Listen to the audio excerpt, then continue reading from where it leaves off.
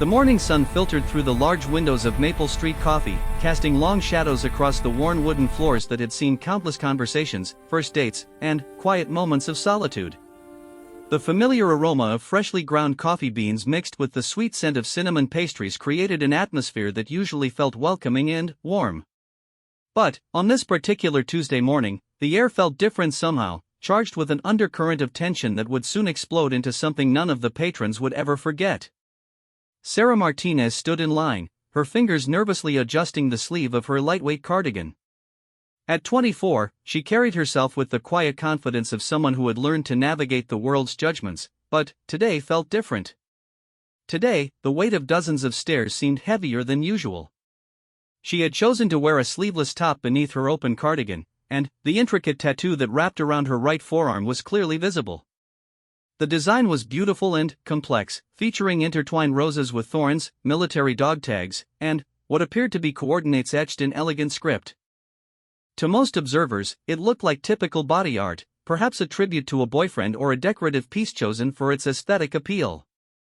Behind her in line stood Margaret Thompson, a 62-year-old retired school principal who had spent 4 decades shaping young minds and had very definite opinions about appropriate appearance and behavior. She had noticed Sarah the moment the young woman entered the coffee shop, her eyes immediately drawn to the colorful ink that decorated the girl's arm. Margaret's lips pursed in disapproval as she took in the sight, her mind already forming judgments about the kind of person who would choose to permanently mark their body in such a way. "Excuse me, Linda," Margaret whispered to her longtime friend who stood beside her. Linda Patterson, a 58-year-old bank manager, leaned in to hear what her companion had to say. "Do you see that tattoo on that girl's arm? I simply don't understand what possesses young people these days to do such things to themselves. In my day, only sailors and criminals had tattoos." Linda's eyes followed Margaret's gaze, taking in Sarah's appearance with equal disapproval. "Oh my goodness, you're absolutely right. It's so unprofessional and inappropriate. Can you imagine showing up to a job interview looking like that? What kind of message does that send about her character and judgment?" Their whispered conversation was not as quiet as they believed, and several other patrons began to take notice of Sarah and her tattoo. The coffee shop, which typically buzzed with friendly chatter and the gentle clinking of cups and saucers, began to develop an uncomfortable atmosphere of judgment and speculation. James Roberts, a 35-year-old insurance salesman who was grabbing his usual morning latte before heading to the office, couldn't help but overhear the women's comments. He found himself studying Sarah's tattoo with new interest, his own preconceptions beginning to form. "You know," he said, loud enough for several people to hear, "I've been in sales for over 10 years, and I can tell you right now that no serious business would hire someone who looks like that. It shows a complete lack of professionalism and poor decision-making skills." The comments began to ripple through the coffee shop like stones thrown into a still pond. Other patrons started to turn and look, some nodding in agreement with the harsh assessments being shared so freely. Sarah could feel their eyes on her, could hear the whispered judgments and assumptions about her character, her intelligence, her worthiness as a human being, all based on the artwork that adorned her skin. Rebecca Chen, a 28-year-old marketing coordinator who was working on her laptop in the corner, looked up from her screen as the whispered comments grew louder and more numerous. She found herself studying Sarah with curiosity rather than judgment, noticing details that the other patrons seemed to miss. There was something about the young woman's posture, the way she carried herself, that suggested strength and dignity despite the increasingly hostile environment surrounding her. "I just don't understand the mentality," continued Margaret, her voice growing slightly louder as she became more animated in her disapproval. "When I was principal, we never would have allowed teachers or staff members to display tattoos so openly. It sets a terrible example for young people. What's next? Piercings everywhere. Purple hair? Where does it end?" Sarah's jaw tightened slightly, but she maintained her composure, focusing on the menu board above the counter even though she had been coming to this coffee shop for months and knew exactly what she wanted to order. She had faced this kind of judgment before, had learned to develop a thick skin when it came to people's assumptions about her based on her appearance. But that didn't make it any easier to endure, especially in a place where she had always felt welcome and comfortable.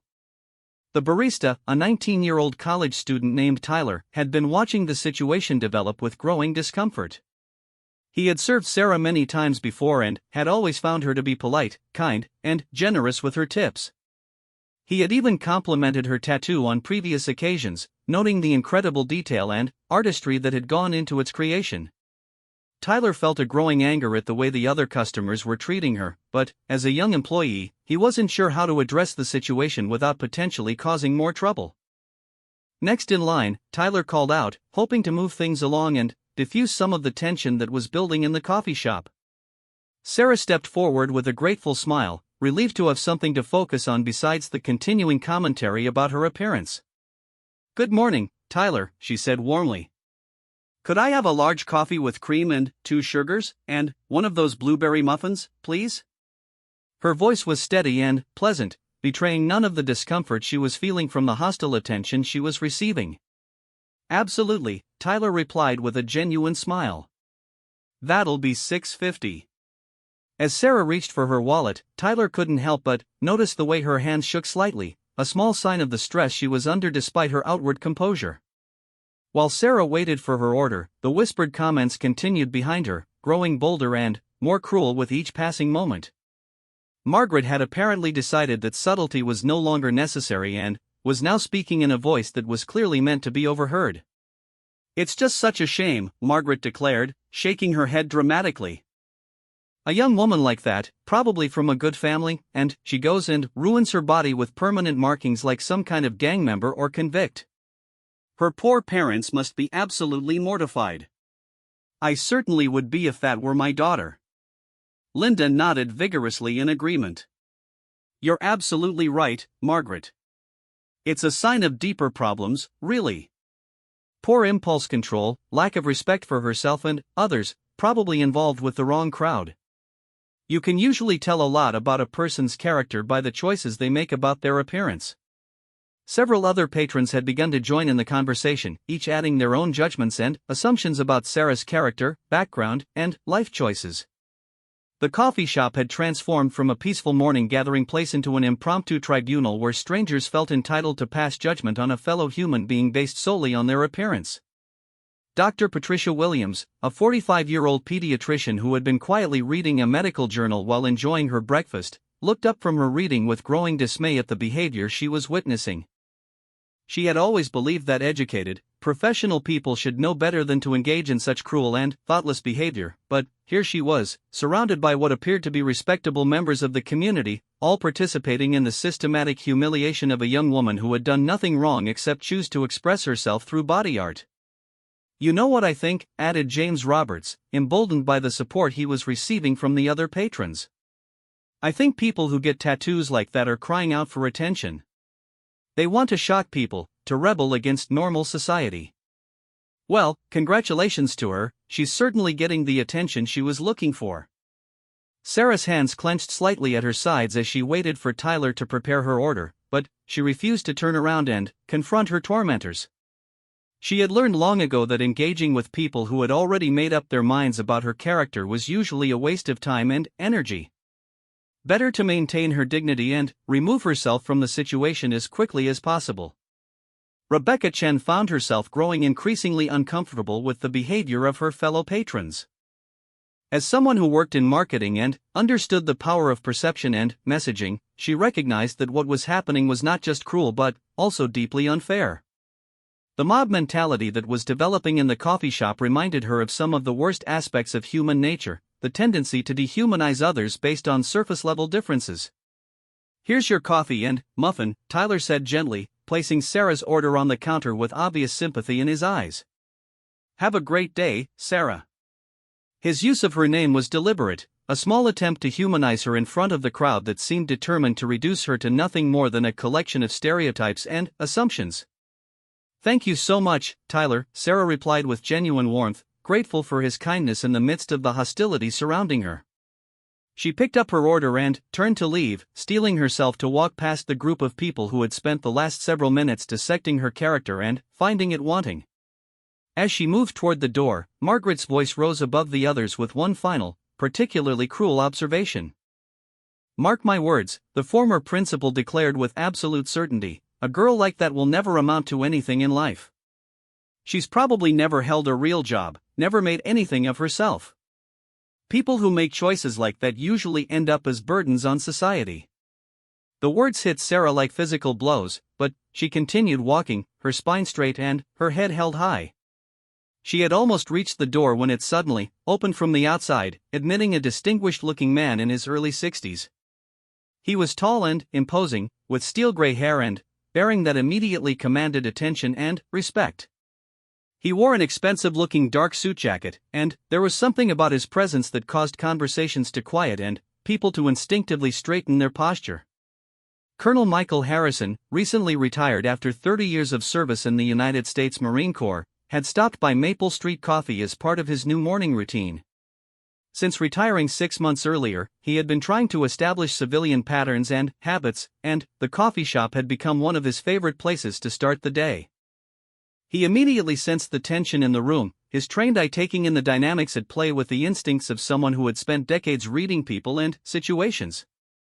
His gaze fell on Sarah, who was clearly in distress despite her attempts to maintain her composure, and then shifted to the group of patrons who were still engaged in their cruel commentary. Colonel Harrison's jaw tightened as he realized what was happening, his military training and personal sense of justice immediately activated by the injustice he was witnessing. Sarah attempted to step around the colonel to exit the coffee shop, but he gently placed a hand on her arm, stopping her in her tracks. "Excuse me, miss," he said in a voice that was both kind and commanding, "but I couldn't help but notice your tattoo. Would you mind if I took a closer look?" The entire coffee shop fell silent. Every conversation stopped mid-sentence, every judgment hung in the air unfinished, as all eyes turned to watch this unexpected interaction. Sarah looked up at the colonel with surprise and uncertainty, not sure what to expect from yet another stranger who had noticed her tattoo. I suppose that would be okay," Sarah replied hesitantly, extending her arm slightly so that the colonel could see the intricate design more clearly. She had no idea that this moment would change everything, that this distinguished stranger was about to reveal something that would transform the hostile atmosphere of the coffee shop into something entirely different. Colonel Harrison studied the tattoo carefully, his experienced eyes taking in details that the other patrons had missed in their rush to judgment. What they had seen as random decorative elements, he recognized as something far more significant. The coordinates etched in elegant script weren't random numbers chosen for artistic effect. The dog tags weren't fashion accessories or tributes to a boyfriend. The roses and thorns weren't merely beautiful designs. As recognition dawned in his eyes, Colonel Harrison's expression softened with a mixture of respect, understanding, and deep emotion. He looked up at Sarah with new appreciation, seeing her not as the troublemaker and attention seeker that the other patrons had labeled her, but as someone who deserved far more respect than she was receiving. "Thank you," he said quietly, his voice thick with emotion. "Thank you for letting me see this." Then, without another word, Colonel Harrison began to remove his suit jacket, his movements deliberate and purposeful. Every person in the coffee shop watched in fascinated silence, unable to look away from whatever was about to unfold. As the colonel's jacket came off, revealing his crisp white dress shirt beneath, gasps began to echo throughout the coffee shop. Because there, running down his right forearm in intricate detail, was a tattoo that was remarkably similar to Sarah's. Military coordinates, dog tags, roses, and thorns, all woven together in a design that spoke of sacrifice, honor, and loss that few civilians could truly understand. The silence in the coffee shop was deafening. Margaret Thompson's mouth hung open in shock. James Roberts stared in disbelief. Linda Patterson looked as though she had seen a ghost. Every person who had participated in the cruel commentary about Sarah's character and worthiness suddenly found themselves face to face with the uncomfortable reality that their assumptions had been completely, utterly wrong.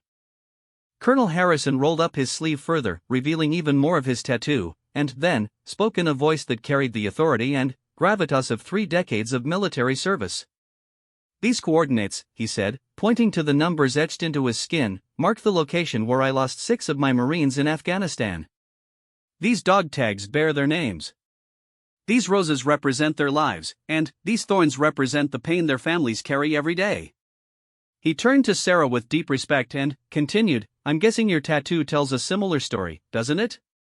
The question was asked with the gentleness of someone who understood the weight of loss and the courage it took to carry such memories permanently etched into one's skin. Sarah's eyes filled with tears as she nodded, her voice barely above a whisper when she finally found the strength to speak. My brother Marcus. He was killed by an IED in Iraq 3 years ago. These are the coordinates of where it happened. This is his dog tag. These roses were his favorite flowers. He used to bring them to our mother every Mother's Day. The transformation in the coffee shop was instantaneous and complete. The hostile atmosphere evaporated, replaced by a heavy silence filled with shame, regret, and the dawning realization of how badly they had misjudged someone who deserved their respect and gratitude, not their ridicule and scorn. Colonel Harrison reached out and gently placed his hand on Sarah's shoulder, a gesture of understanding between two people who had both been touched by the ultimate sacrifice of military service. Your brother was a hero, he said firmly. And you honor his memory by carrying his story with you. Never let anyone tell you that's anything to be ashamed of. As the weight of what had just been revealed began to sink in among the coffee shop patrons, the silence stretched on, broken only by the quiet sound of Sarah's tears and the distant hum of the espresso machine. Everyone who had participated in judging her now found themselves confronted with the ugly truth of their own prejudices and the harmful power of their assumptions. The stage was set for what would happen next, but, for now, in this moment of revelation and recognition, Sarah Martinez stood a little taller, knowing that at least one person in that room understood the true meaning of the art that adorned her skin and the profound love and loss it represented. The silence that followed Colonel Harrison's revelation seemed to stretch on forever, though in reality it lasted only a few seconds. The weight of understanding settled heavily on every person in the coffee shop as they grappled with the magnitude of their misjudgment. Sarah stood beside the colonel, tears streaming down her cheeks, but, for the first time that morning, they weren't tears of humiliation or anger. They were tears of relief, of being seen and understood by someone who truly comprehended the depth of meaning behind the artwork on her skin. Margaret Thompson felt as though the ground had shifted beneath her feet. Her face, which moments before had been set in lines of disapproval and judgment, now reflected a mixture of shock, shame, and dawning comprehension. As a former educator who had spent her career teaching young people about respect, kindness, and the dangers of prejudice, she was confronted with the uncomfortable reality that she had just violated every principle she had tried to instill in her students over 4 decades in the classroom. Oh my God, Margaret whispered, her voice barely audible as the full impact of what she had done began to sink in. What have I done? What have we done? Her hands trembled as she reached for the back of a nearby chair to steady herself, the weight of her cruel words pressing down on her like a physical burden. Linda Patterson stood frozen beside her friend, her own face pale with shock and mortification. As a bank manager who prided herself on being fair and professional in all her dealings, she was horrified to realize that she had just engaged in behavior that went against everything she claimed to believe about treating people with dignity and respect. The harsh judgments she had shared so freely now echoed in her mind like accusations, each word a reminder of how badly she had failed to live up to her own standards. James Roberts, who had been so confident in his assessments about Sarah's character and prospects, now found himself speechless. His assumptions about tattoos and the people who wore them had been shattered in an instant, replaced by the uncomfortable knowledge that he had just spent several minutes publicly humiliating a woman who had made sacrifices for her country that he could barely imagine. The shame burned in his chest like a physical pain. Dr. Patricia Williams, who had been observing the cruel behavior with growing dismay, now felt a complex mixture of vindication and sorrow. While she was glad that the truth had finally been revealed, she was deeply saddened by the pain that had been inflicted on Sarah before that revelation came to light. As a medical professional who dealt with trauma and healing on a daily basis, she recognized the signs of someone who had been carrying a heavy emotional burden and was struck by the additional weight that had just been placed on Sarah's shoulders by the thoughtless cruelty of strangers. Colonel Harrison, still standing protectively near Sarah, surveyed the room with the keen eye of someone who had spent years leading troops and understanding human nature under pressure. He could see the shock and shame written on every face, could practically feel the weight of regret settling over the coffee shop like a heavy blanket. But he also recognized this as a teachable moment, an opportunity for growth and understanding that shouldn't be wasted. Sarah, the colonel said gently, his voice cutting through the heavy silence, would you be willing to sit with me for a few minutes? I'd like to hear more about your brother, if you're comfortable sharing. His invitation was extended with the respect due to a fellow member of a military family, someone who understood the unique bonds and sacrifices that came with service to country. Sarah wiped her tears with the back of her hand and nodded, grateful for the colonel's kindness and understanding. I'd like that very much, she replied, her voice stronger now than it had been moments before. There was something healing about being in the presence of someone who truly understood the significance of what she carried with her every day. As Sarah and Colonel Harrison moved toward a table near the window, the other patrons remained frozen in place, unsure of how to process what they had just witnessed or how to begin making amends for their behavior. The comfortable routines of their morning coffee ritual had been shattered, replaced by an uncomfortable confrontation with their own prejudices and the harm those prejudices could cause. Tyler, the young barista who had been watching the entire scene unfold, quickly prepared 2 fresh cups of coffee and brought them to the table where Sarah and the colonel had seated themselves. "These are on the house," he said quietly, his voice thick with emotion. "Thank you both for your service and sacrifice." It was a small gesture, but one that came from a place of genuine respect and gratitude. As Sarah and Colonel Harrison began to talk quietly at their table, their conversation created a bubble of understanding and mutual respect that seemed to amplify the discomfort of everyone else in the coffee shop. Margaret Thompson found herself unable to look away, drawn by a mixture of curiosity and the desperate need to somehow understand how she had gotten things so terribly wrong. "Marcus was 2 years older than me," Sarah was saying, her voice soft but clear enough for those nearby to hear. "He joined the Marines right out of high school because he said he wanted to make a difference in the world. He believed that serving his country was the most honorable thing he could do with his life." Her fingers unconsciously traced the outline of her tattoo as she spoke, a gesture that was clearly habitual and comforting. Colonel Harrison nodded with understanding, recognizing the mixture of pride and pain in Sarah's voice that was common among military families. "Tell me about him as a person," he encouraged gently. "What was he like when he wasn't wearing the uniform?" A small smile crossed Sarah's face for the first time that morning, transforming her features and revealing the warmth and love that lived beneath the surface of her grief. "He was the kind of person who brought flowers to elderly neighbors just because he thought they might be lonely. He volunteered at the animal shelter every weekend when he was home on leave. He could make anyone laugh, even when they were having the worst day of their lives." Rebecca Chen, who had been working on her laptop in the corner, found herself completely abandoning her work to listen to Sarah's words. The picture being painted of Marcus Martinez was so different from the assumptions that had been made about Sarah's character based on her appearance. Here was a story of genuine heroism, sacrifice, and love, carried by a young woman who honored her brother's memory in the most permanent way possible.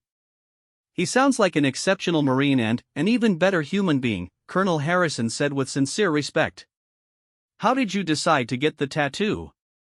"I imagine it was a difficult decision." Sarah's hand moved to cover the dog tags portion of her tattoo, her touch reverent and protective. "It took me almost a year after he died to work up the courage. I wanted something that would keep him with me always, but I also wanted it to tell his story in a way that honored who he was."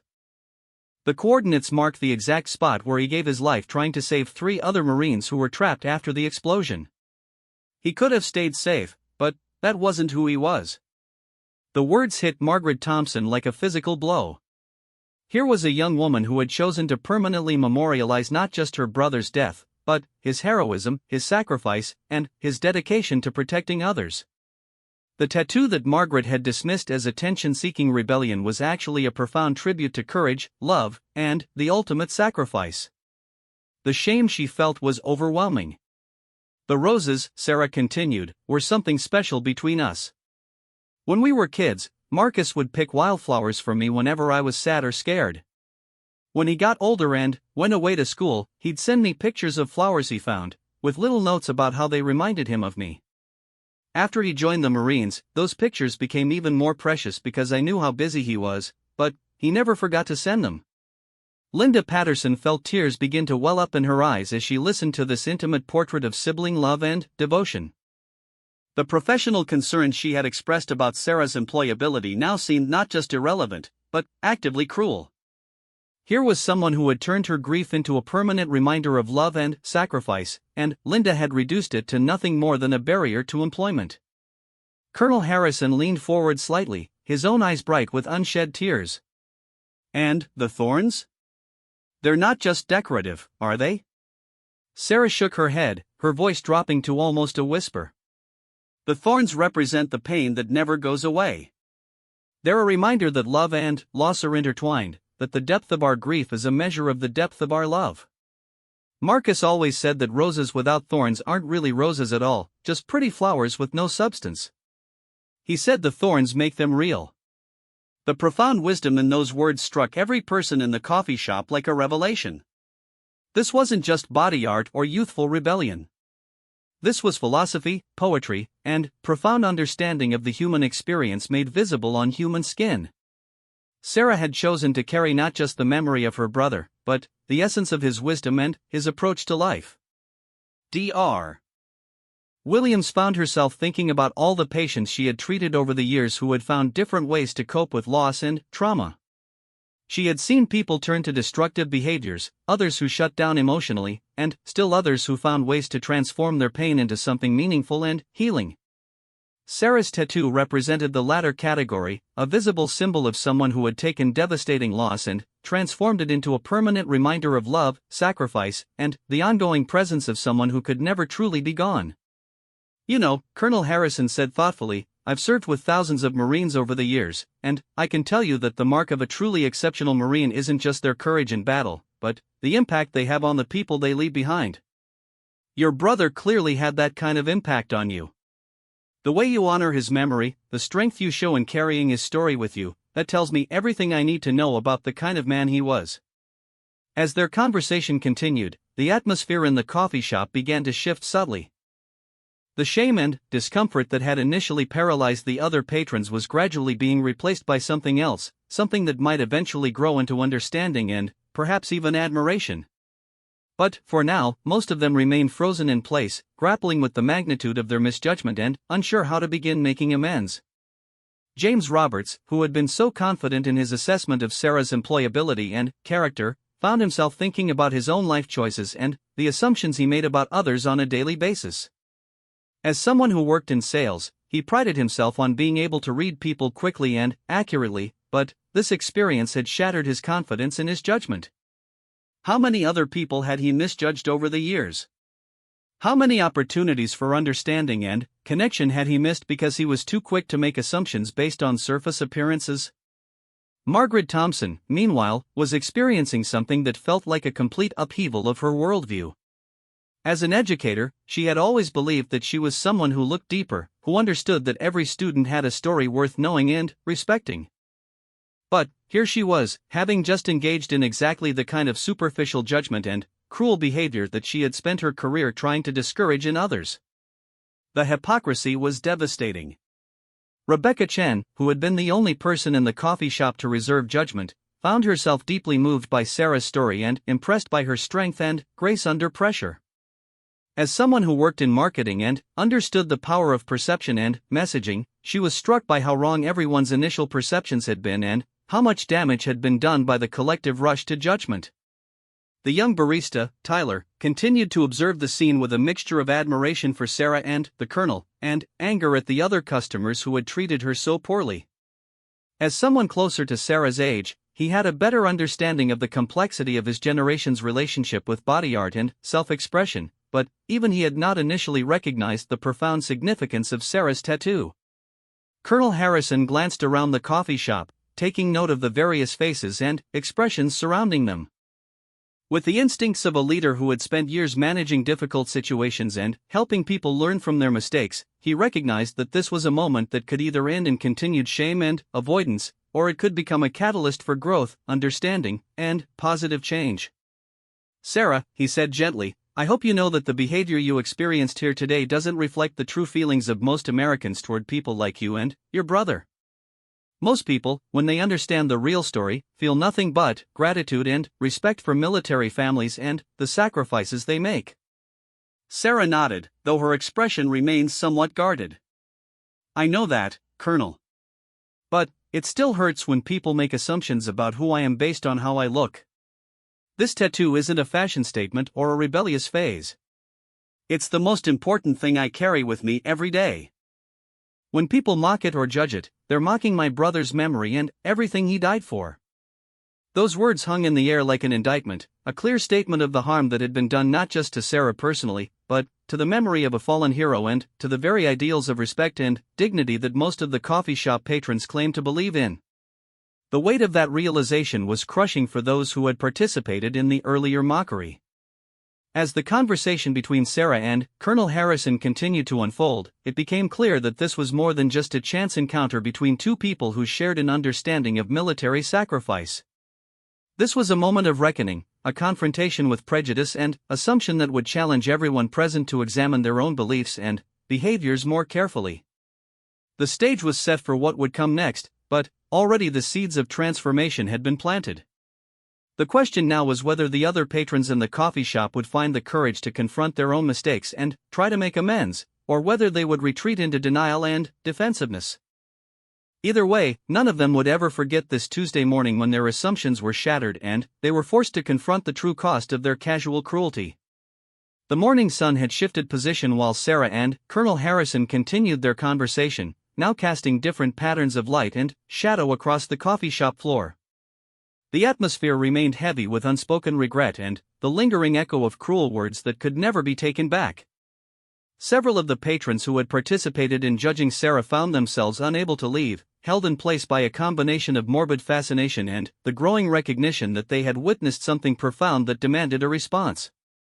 Margaret Thompson had been standing in the same spot for nearly 15 minutes, her untouched coffee growing cold in her hands as she struggled with emotions she hadn't felt this intensely in years.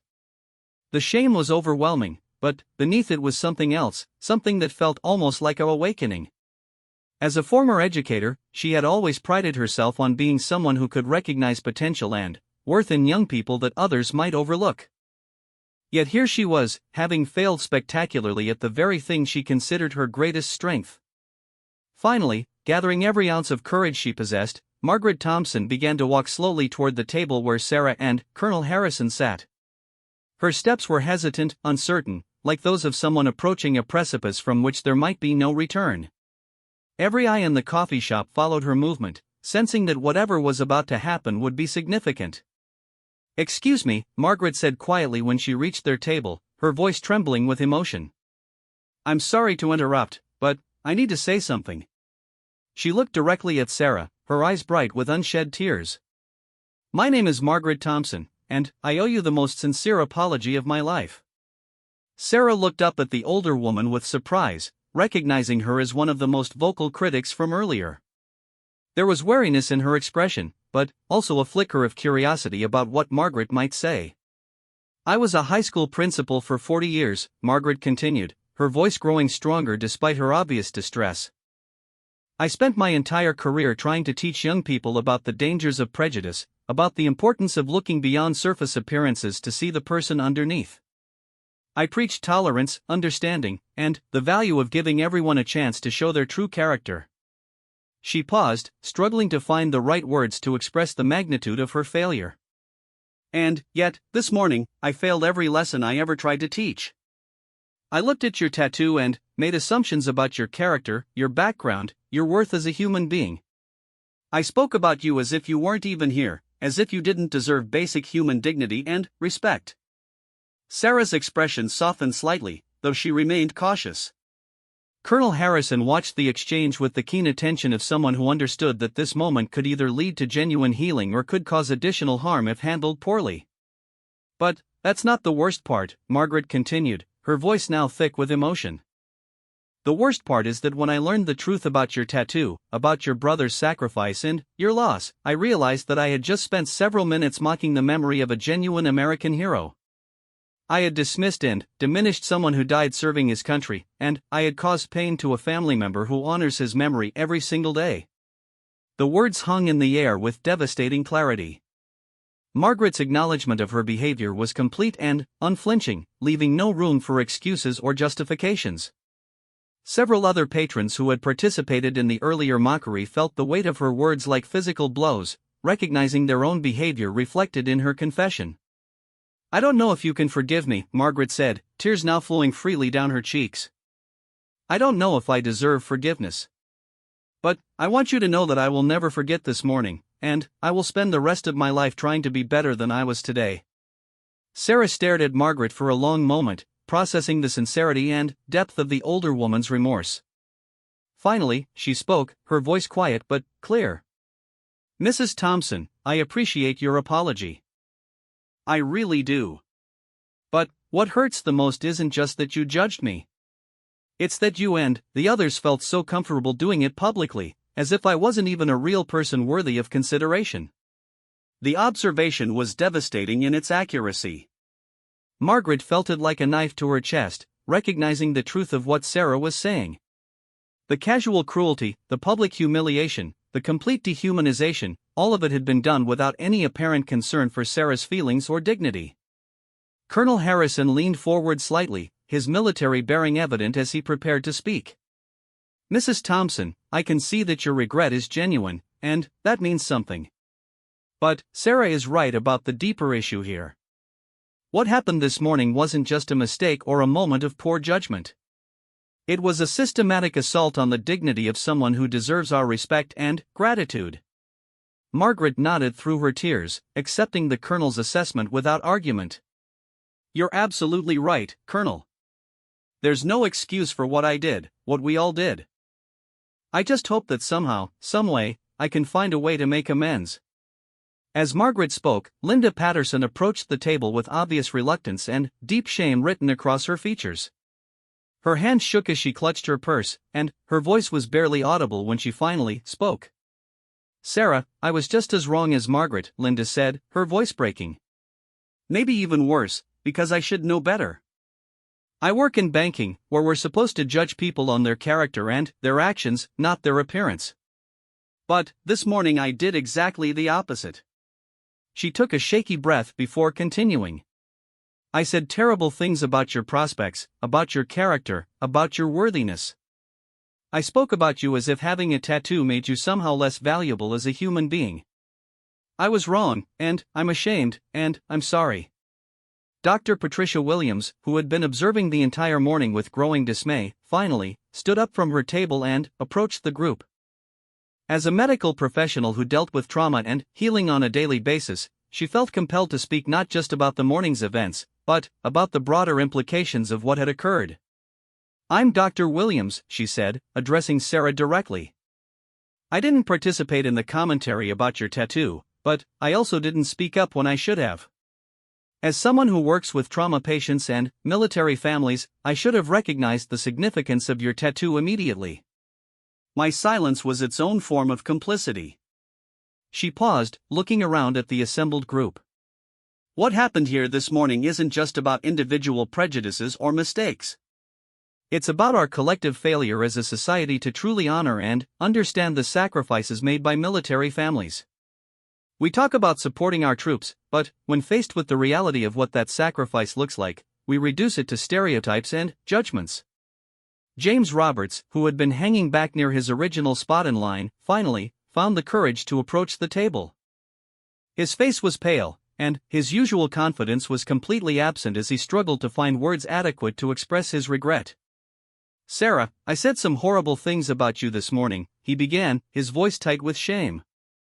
I made assumptions about your character, your work ethic, your prospects in life. I spoke as if I knew anything about you or your story, when the truth is I knew nothing at all. He looked down at his hands, unable to meet her eyes as he continued. I've been in sales for over 10 years, and I pride myself on being able to read people, on understanding character and potential. But this morning showed me that I don't know anything at all. I've been making judgments based on prejudices I didn't even realize I had. Sarah listened to each apology with a mixture of appreciation and sadness. While she was grateful for the recognition of wrongdoing, she was also struck by how much damage had already been done, how much pain had been inflicted before understanding finally dawned. I want to thank all of you for your apologies, Sarah said finally, her voice steady despite the emotional weight of the moment. It takes courage to admit when you're wrong, and I can see that each of you is genuinely sorry for what happened here. She paused, looking around at the faces gathered near her table. But I also want you to understand that this morning was nothing new for me. I face this kind of judgment regularly, not just because of my tattoo, but because people make assumptions about military families, about young women, about anyone who looks or thinks or lives differently from what they consider normal. Rebecca Chen, who had been watching from her corner table, finally closed her laptop and joined the group. Sarah, I'm Rebecca. I didn't say anything this morning, but I was thinking some of the same things they said out loud. I was judging you based on appearances, and I'm ashamed of that. She looked around at the assembled group. But I think there's something important we need to recognize here. This isn't just about individual apologies or personal growth. This is about systemic prejudice, about the way our society treats people who are different, and about our collective responsibility to do better. Tyler, the young barista, had been listening to the conversation from behind the counter, and he finally felt compelled to speak up. "Can I say something?" he asked, approaching the group with obvious nervousness. "I've been serving Sarah for months, and she's always been kind, polite, and generous. She tips well, she never complains, and she always asks about my classes and my life." He looked directly at Margaret, Linda, and James. "The person you all were judging and mocking this morning is someone who has been nothing but decent to everyone she meets. She didn't deserve what happened here, and neither did her brother's memory." Colonel Harrison stood up slowly, his commanding presence immediately drawing everyone's attention. "I want to say something to all of you," he began, his voice carrying the authority of decades of leadership. "Today has been a teachable moment, but the lesson isn't finished just because apologies have been offered." He looked around at each person in turn. "Sarah carries the memory of her brother not just in her tattoo, but in the way she lives her life. She honors his sacrifice by continuing to show grace and dignity even when faced with the kind of treatment she received this morning. That's the real measure of character, not the ink on someone's skin." The colonel's words settled over the group like a benediction, highlighting the profound difference between Sarah's behavior and that of her critics. While she had maintained her composure and dignity despite being publicly humiliated, they had engaged in casual cruelty without any consideration for the harm they were causing. "But here's what I want all of you to remember," Colonel Harrison continued. "This morning has given you an opportunity to grow, to become better people than you were before.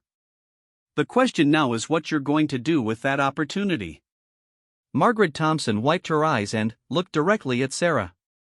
"Is there anything we can do? Any way we can make this right?" Sarah considered the question carefully, recognizing the sincerity behind it but also understanding that some wounds couldn't be healed with simple gestures. "Mrs. Thompson, I think the best thing any of you can do is remember this feeling the next time you're tempted to judge someone based on their appearance. Remember that everyone has a story, and that story might be more complex and meaningful than you can imagine." She looked around at the assembled group.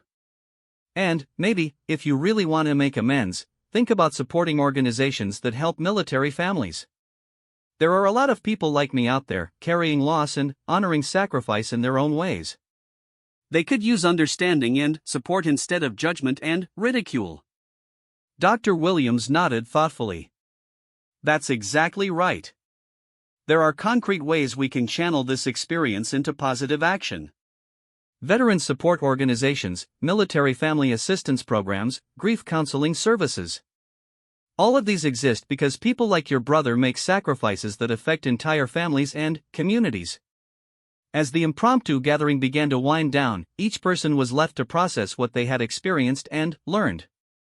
The morning that had started with casual cruelty and thoughtless judgment had evolved into something profound and transformative, challenging everyone present to examine their own biases and consider their responsibility to treat others with dignity and respect.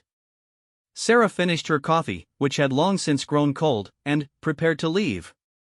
But the morning had changed her too. While she still carried the pain of the initial humiliation, she also carried something new, a recognition that people could grow and change, that understanding could emerge from ignorance, and that her brother's story could continue to make a difference in unexpected ways. The foundation had been laid for what would come next, but already it was clear that none of the people in Maple Street Coffee that morning would ever be quite the same again. 3 weeks had passed since that transformative Tuesday morning at Maple Street Coffee, and the reverberations of what had occurred continued to spread through the small town like ripples expanding across the surface of a still pond. What had begun as a moment of cruel judgment followed by profound recognition had evolved into something much larger, something that was quietly changing the fabric of the community in ways both visible and unseen. Sarah Martinez had returned to her regular routine of stopping by the coffee shop each morning, but the experience was markedly different now. Where once she had been met with indifferent service and the occasional sideways glance at her tattoo, she now found herself greeted with genuine warmth and respect from Tyler and the other staff members. More significantly, several of the regular customers who had witnessed that fateful morning had made it a point to speak with her, to learn more about her story, and to express their continued regret for their initial behavior. Margaret Thompson had perhaps been the most profoundly affected by the experience. The former principal found herself unable to simply return to her previous routine as if nothing had changed. The recognition of her own capacity for prejudice and cruelty had shaken her to her core, forcing her to confront uncomfortable truths about herself that she had never previously acknowledged. In the days immediately following the incident, Margaret had found herself replaying every interaction she'd had with students over her 40-year career, wondering how many times she might have made similar judgments based on appearance or assumption. The weight of this self-examination was almost unbearable, but she recognized it as necessary work that she should have done years ago. On this particular morning, Margaret sat at a corner table in Maple Street Coffee, surrounded by pamphlets and brochures from various veterans organizations and military family support groups. She had spent the previous 3 weeks researching ways to channel her regret into meaningful action, and she had finally settled on a plan that she hoped might begin to address some of the harm she had caused. When Sarah entered the coffee shop for her usual morning coffee, Margaret stood up with obvious nervousness and approached her. The two women had spoken briefly on several occasions since that first morning, but Margaret still felt the weight of her initial behavior every time she saw Sarah's face. "Sarah," Margaret said quietly, "I wonder if I could speak with you for a few minutes. I have something I'd like to discuss with you, if you're willing." Sarah nodded, curious about what Margaret might want to talk about. Over the past 3 weeks, she had been impressed by the older woman's apparent commitment to growth and change, but she remained cautious about getting too deeply involved in what she recognized was primarily Margaret's journey of self-improvement. They sat down at Margaret's table, and Margaret began to spread out the materials she had been reviewing. "I've been doing a lot of research over the past few weeks," she said, her voice filled with a mixture of excitement and nervousness.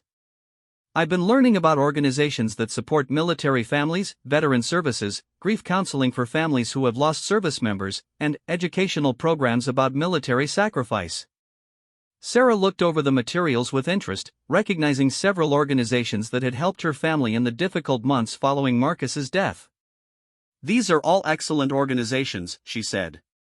"They do really important work that makes a real difference in people's lives." Margaret nodded eagerly. "That's exactly what I was hoping you would say. You see, I've been thinking about what I could do to make amends for my behavior, not just to you personally, but to the broader community of military families who deal with ignorance and prejudice on a regular basis." She pulled out a folder and opened it to reveal what appeared to be a detailed proposal. "I've been working on an idea for a community education program. Something that would bring together military families, veterans, and community members to share stories, build understanding, and break down the kinds of prejudices that led to what happened here 3 weeks ago." Sarah examined the proposal with growing interest. Margaret had clearly put considerable thought and effort into developing a comprehensive program that would address multiple aspects of civilian-military understanding. There were components for schools, community organizations, businesses, and religious institutions, all designed to foster greater awareness and appreciation for military service and sacrifice. "This is really impressive, Mrs. Thompson," Sarah said with genuine admiration. "You've obviously put a lot of work into this. But why are you showing it to me? What kind of involvement are you hoping for?"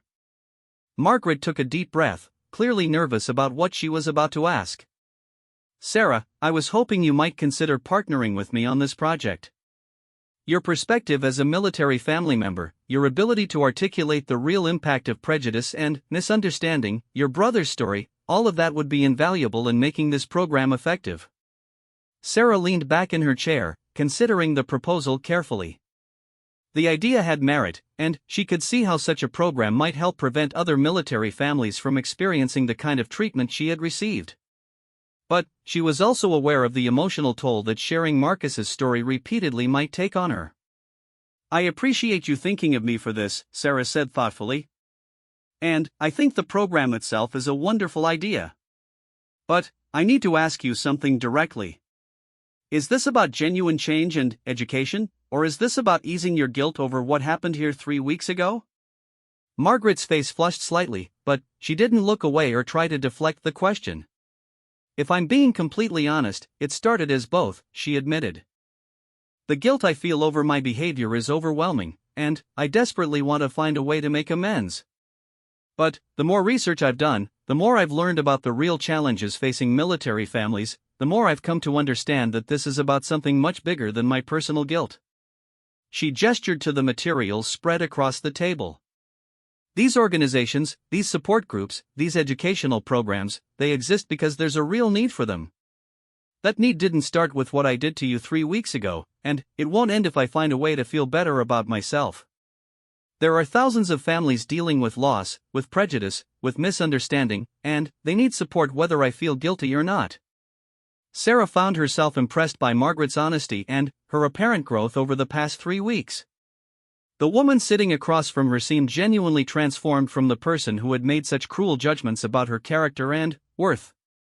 Before Sarah could respond, the coffee shop door opened and Colonel Harrison entered, his familiar commanding presence immediately drawing attention from several patrons.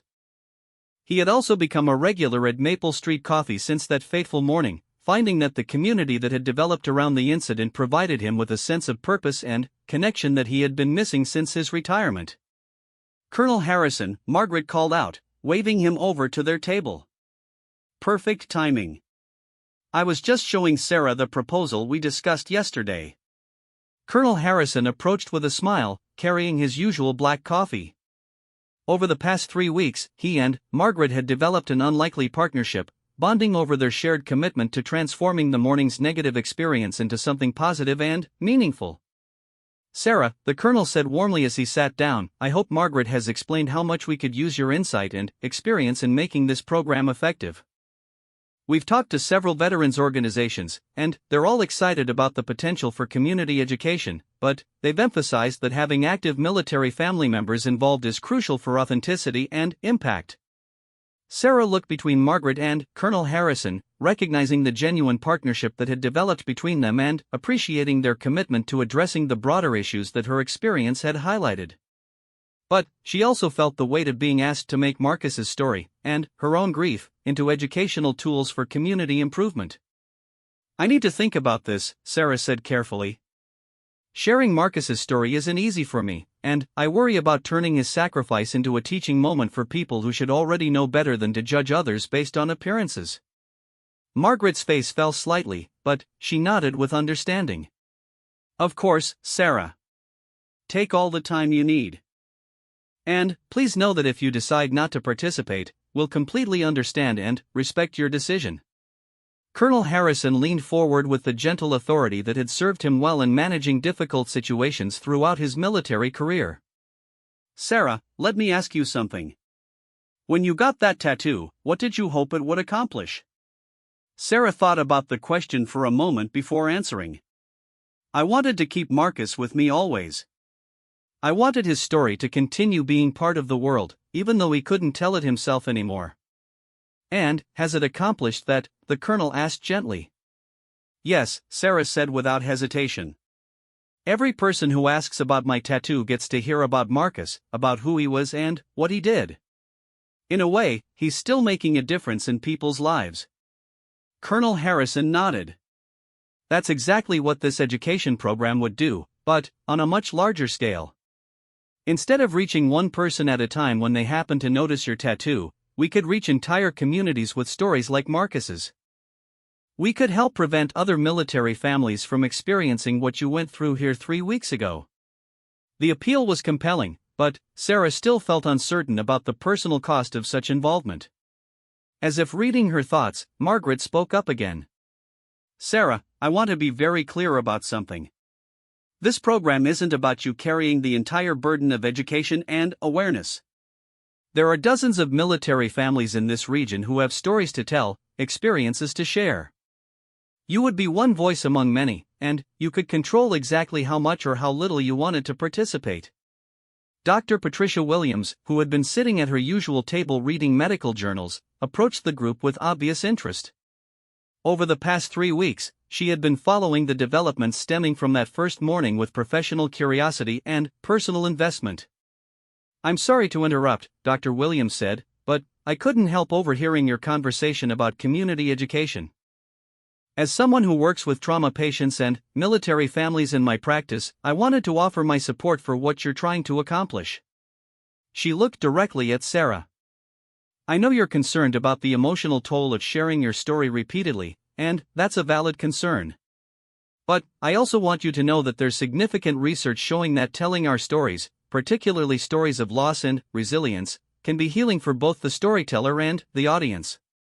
Rebecca Chen, who had also been following the conversation from her corner table where she worked each morning, closed her laptop and joined the growing group.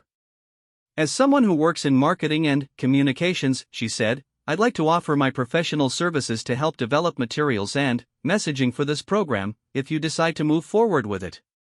Tyler, the young barista, had been listening from behind the counter and, finally, felt compelled to add his perspective. "Can I say something?" he asked, approaching the table with the coffee pot to refresh everyone's drinks. "I'm in college studying education, and I think what you're proposing could make a real difference for people my age. A lot of us don't have direct connections to military families, so we don't really understand what service and sacrifice look like in real life." Linda Patterson, who had been coming to the coffee shop every morning since the incident but had been too ashamed to approach Sarah directly, finally found the courage to speak up. She had been sitting at a nearby table, obviously listening to the conversation, and her face showed a mixture of hope and nervousness as she stood up. "Sarah," Linda said quietly, "I know I have no right to ask anything of you after how I treated you, but I want you to know that if you decide to go ahead with this program, I would like to help however I can. I have connections in the business community, and I think there are a lot of people who would benefit from learning what I've learned over the past 3 weeks." James Roberts, who had also been maintaining a regular presence at the coffee shop, nodded in agreement. "I feel the same way," he said. "I've been talking to colleagues and friends about what happened here, about what I learned about my own prejudices, and there's a lot of interest in programs that could help people avoid making the same mistakes I made." Sarah looked around at the group of people who had assembled around her table, recognizing the genuine commitment and enthusiasm for change that each of them was expressing. The organic community that had developed around that initial moment of conflict and revelation was impressive in its scope and sincerity. "I need some time to think about this," Sarah said finally. "And I need to talk to my family about it. Marcus's story isn't just mine to tell, and any decision about how to share it needs to involve the people who loved him too." Margaret nodded with complete understanding. "Of course. Take whatever time you need. And please know that whatever you decide, we're grateful for everything you've already taught us about assumption, prejudice, and the true meaning of sacrifice." As the impromptu meeting began to break up, Sarah found herself moved by the transformation she had witnessed in the people around her. The morning that had begun with such pain and humiliation had apparently sparked something meaningful and lasting in multiple lives. The question now was whether she was ready to take the next step in that journey, to transform her personal story of loss into a tool for broader understanding and change. The seeds of something significant had been planted, but the ultimate shape of what would grow from them remained to be determined. 6 months had passed since that life-changing morning at Maple Street Coffee, and the transformation that had begun with a moment of cruel judgment and profound revelation had blossomed into something that none of the participants could have imagined. The small town that had once been the setting for casual prejudice and thoughtless cruelty had become a model for community education and understanding, drawing attention from neighboring towns and even state-level organizations interested in replicating their success. The Marcus Martinez Memorial Education Program, as it had come to be known, had exceeded everyone's expectations in both scope and impact. What had started as Margaret Thompson's attempt to make amends for her behavior had evolved into a comprehensive initiative that brought together military families, veterans, community leaders, and ordinary citizens in an ongoing dialogue about service, sacrifice, and the dangers of prejudicial thinking. Sarah Martinez stood at the podium in the town's community center, looking out at an audience of nearly 200 people who had gathered for the program's monthly presentation. The nervous young woman who had been publicly humiliated in a coffee shop 6 months earlier had been transformed into a confident and compelling speaker who had shared Marcus's story with thousands of people across the region. "When I got this tattoo 3 years ago," Sarah began, her voice clear and strong as she gestured to the intricate artwork on her forearm, "I thought it was just for me. I thought it was my private way of keeping my brother Marcus close to my heart and carrying his memory with me wherever I went." The audience listened with rapt attention, many of them hearing Sarah's story for the first time, others returning to hear it again because of the profound impact it had made on their understanding of military service and the cost of prejudice. "I never imagined that this personal memorial would become a catalyst for community change," Sarah continued. "I never imagined that the worst morning of my civilian life would eventually become the foundation for something that could help prevent other military families from experiencing the kind of judgment and cruelty that I faced." In the front row, Margaret Thompson sat with tears of pride in her eyes, still amazed by the transformation that had occurred in her own life as well as in Sarah's.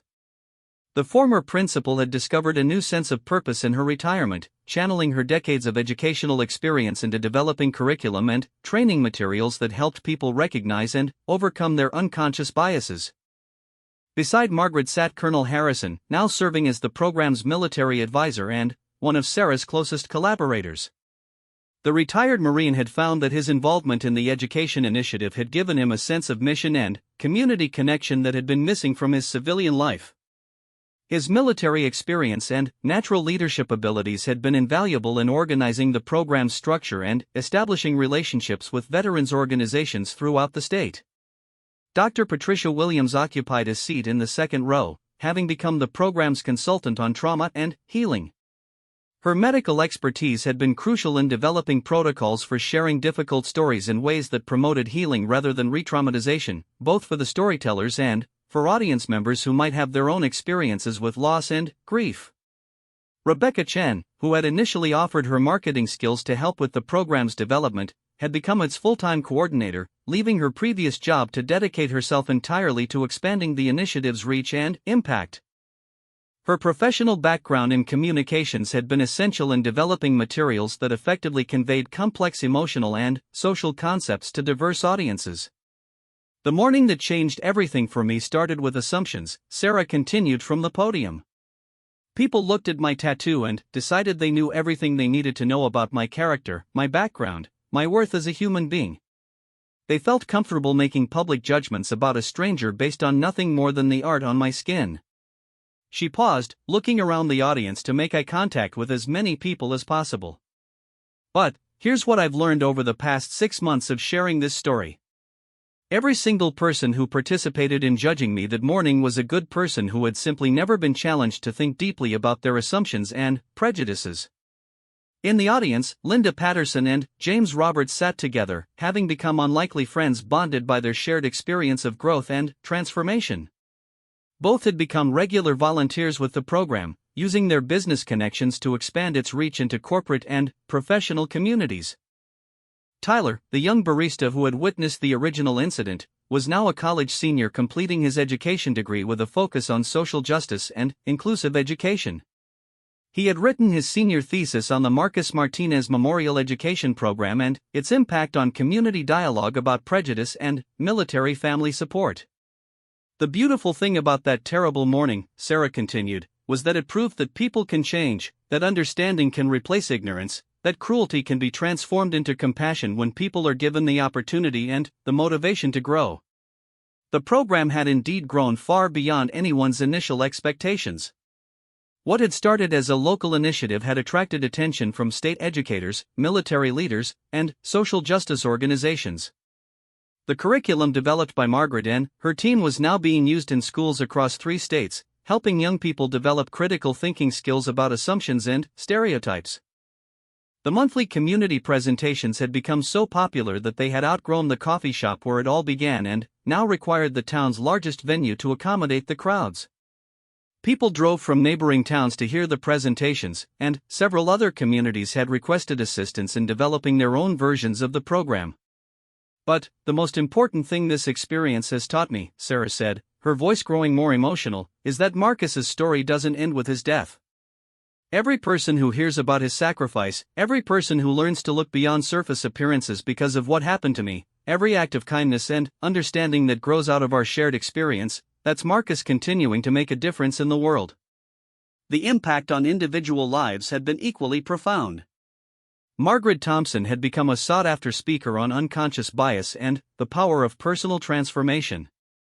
Her story of moving from prejudice to advocacy had inspired other retired educators to examine their own assumptions and develop programs addressing social justice issues in their communities. Colonel Harrison had used his military connections to expand the program's reach into veteran communities, creating bridges between civilian and military populations that had previously existed in relative isolation from each other. His involvement had led to the development of specialized components of the program designed specifically for helping veterans transition back into civilian communities. Linda Patterson had spearheaded the program's business outreach initiative, working with employers to develop inclusive hiring practices and workplace education programs. Her banking industry connections had resulted in several major corporations adopting policies and training programs based on the insights developed through the Marcus Martinez Memorial Program. James Roberts had become an advocate for consumer awareness and ethical business practices, using his sales experience to help companies understand how unconscious bias could affect their customer service and client relationships. His transformation from judgmental critic to passionate advocate had become one of the program's most powerful testimonial stories. I want to close today by reading something that Marcus wrote to our family during his last deployment, Sarah said, pulling out a worn piece of paper from her pocket. I didn't share this for the first several months of the program because it felt too personal, too precious to expose to public scrutiny. But I've come to understand that Marcus's words have power beyond our family, power that can continue to heal and inspire. The audience grew completely silent, sensing the significance of what they were about to hear. Marcus wrote, "I know that what we're doing here is dangerous, and I know that not all of us will make it home. But I want you to know that I believe we're fighting for something more than just American interests or political objectives. I believe we're fighting for the idea that people can be better than their worst impulses, that understanding can overcome hatred, that courage can inspire others to find their own strength." Sarah's voice grew stronger as she continued reading. "If something happens to me, I don't want you to remember me as a victim or as someone who is lost. I want you to remember me as someone who believed that individual actions can change the world, that one person's choice to do the right thing can inspire others to do the same. I want my life to mean something beyond my own experiences, to contribute to making the world a place where people treat each other with dignity and respect." The silence that followed was profound, filled with the weight of a fallen soldier's hope that his sacrifice could contribute to a better world. Many audience members were openly crying, moved not just by the words themselves but by the recognition that Marcus's hope was being fulfilled through the program that bore his name. 6 months ago, I thought my brother's story had ended, Sarah concluded. But now I understand that it's still being written every day, through every person who chooses understanding over assumption, compassion over judgment, growth over stubbornness. Marcus believed that individual actions could change the world, and this program is proof that he was right.